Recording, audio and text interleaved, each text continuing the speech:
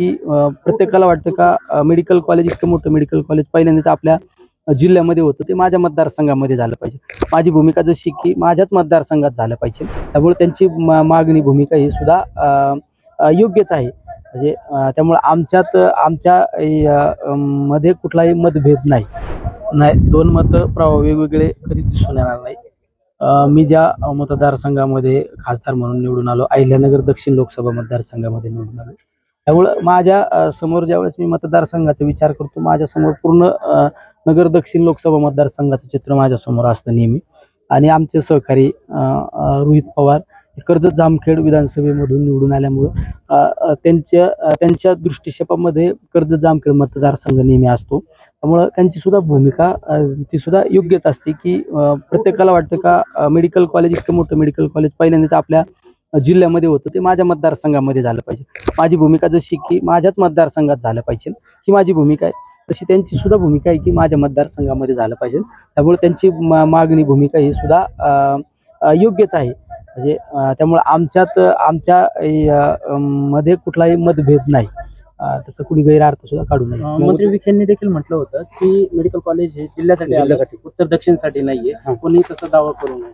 नाही, माझी भूमिका हे उत्तर दक्षिण ही माझी भूमिका नाही, पण मेडिकल कॉलेज हे सिव्हिल हॉस्पिटलच्या लगत 5 ते 10 किलोमीटरवर झालं पाहिजे, असा शासन निर्णय सुद्धा आहे.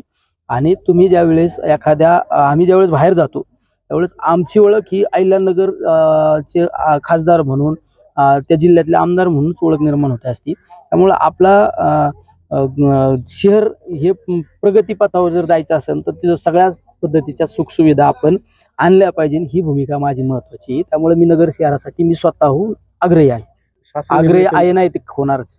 शासन निर्णय सांगताय तुम्ही, मग एकंदरीत रोहित पवारांना त्याबाबत काही सांगणार आहात का, सल्ला देणार? नाही, सल्ला देण्यापेक्षा ते रोहित पवार हे आमच्या पक्षाचे नेते आहेत आणि नेते असल्या कारणास्तव त्यांची जी मागणी केलेली त्या मागणीला माझ्यासारख्या एखाद्या कार्यकर्त्याने त्याला काउंटर करणं चुकीचं आहे. सोशल मीडियाच्या भाऊ गर्दीत विश्वासार्हतेने चकाकणारे नाव म्हणजे लेट्सअप मराठी. सगळ्या नागरिकांना ती स्पीच लेट्सअप वरील मुलाखती म्हणजे विचारांचा खजिना. त्यानंतरच्या निवडणुकीमध्ये मला सोडून गेले. बातम्या केवळ वस्तुस्थिती सांगणाऱ्या, न प्रोपगंडा, फक्त जनतेचा अजेंडा.